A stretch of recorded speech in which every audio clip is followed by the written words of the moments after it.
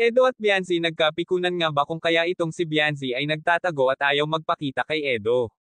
Bago ko ipagpatuloy ang maiksing reaction video na ito, hiling ko lang na patapusin ang panunood nito para malaman ang nilalaman nito, at kung bago ka pa lang sa munting channel na ito, paki-subscribe para lagi kang updated sa video ng mga kalingap.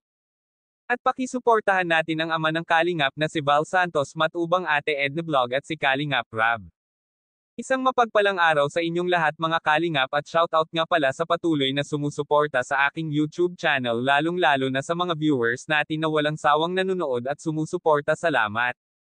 Pinuntahan nga ni Edo si Bianzi sa kanilang bahay, ngunit pagdating nila sa bahay ni Bianzi ay walang tao ang bahay nito at nakasarado ang pinto at bintana. Nakita rin nila na tumataas na ang dagat sa likod ng bahay ni Bianzi. May nakapagsabi na lumipat ito sa ibang bahay at binigay sa kanila ang sketch kung saan ito nakatira ngayon. Nakita nga nila ang bagong tinitirahan ni Bianzi, malapit lang pala ito sa kalsada at pansamantalang nakikitira doon. Medyo delikado daw ngayon sa bahay nila at baka tumaas ang dagat. Hindi kasi nabasa ni Bianzi ang chat sa kanya dahil lobat nga siya. Kaya nabigla ito sa biglang pagdating ni Edo, hindi nga niya akalain na makikita sila doon.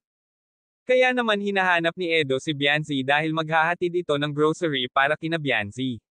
Sakto naman at sinabi ni Bianzi na talagang walang-wala daw sila ngayon dahil hindi daw tumitigil ang ulan. Hindi nakakapagtrabaho ang tatay niya, kaya nagpapasalamat ito sa binigay na biyaya sa kanila. Malaking tulong na daw itong grocery para sa kanilang pangangailangan. Talagang hirap sa buhay sina Bianzi dahil hindi nakakapagtrabaho ang tatay nito, kaya wala silang inaasahan. Nahihiya nga si Bianzi sa sitwasyon nila sa bahay na iyon at napakaliit ng bahay, talagang tabi-tabi silang natutulog. Hanggang dito na lang muna ang update ko mga kalingap. Maraming salamat at God bless sa inyong lahat.